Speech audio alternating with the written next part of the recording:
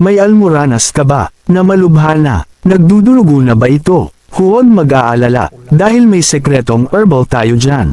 At ito na po ang sekretong herbal.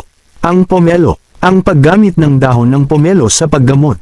Remedyo sa Pilipinas. Narito ang mga paraan upang gamitin ito. 1. Pakulo ng dahon. Pakulo ng mga dahon ng pomelo sa tubig sa loob ng 10 hanggang 15 minuto. 2.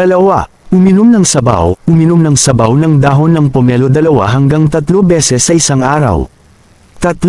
Gamitin bilang sitz bath. Maaari rin gumamit ng sabaw ng dahon ng pomelo bilang sitz bath upang makatulong sa paglaban sa mga pamamaga. Ang mga dahon ng pomelo ay may mga katangian na nakakatulong sa paglaban sa mga pamamaga at pagpapamuti ng mga ugat, na maaaring makatulong sa paggamot ng almoranas. Maraming salamat po sa panunood. Mag-like, follow at share ka po para malaman mo pa ang ibang sekretong herbal ng iyong mga sakit. At sana ay pagalingin po tayo ng Panginoon Diyos.